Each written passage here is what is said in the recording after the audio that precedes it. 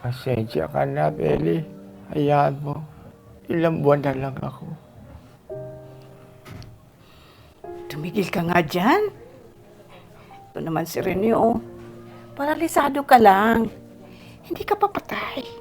Nahihirapan ka. Kasi wala kang katuwang at paralisado na ako. Kaya natin to. Kaya ba natin?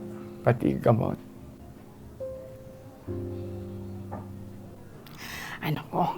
Kaya natin to. Kaya magpagaling ka. Pasensya ka na. Oo naman. Tayo pas. Ay, huwag tayong sumuko. Laban lang.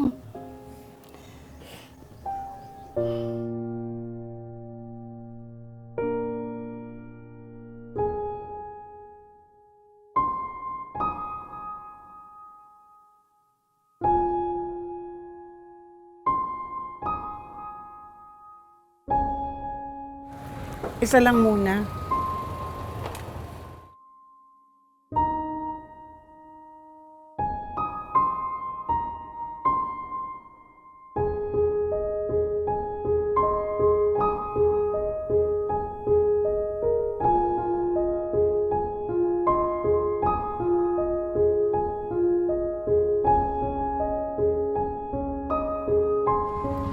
Isa lang ulit.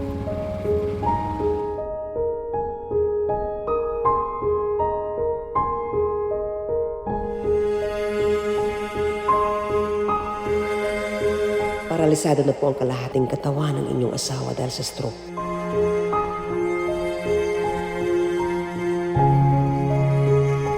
Kailangan niyo pong inumin lahat ng nireseta ko sa inyong gamot sa tamang oras.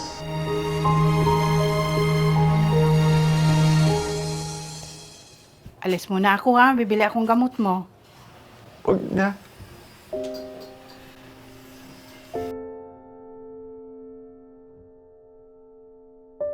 Hayaan mo na lang ako. Kesa, ikaw naman magkasakit at mamatay.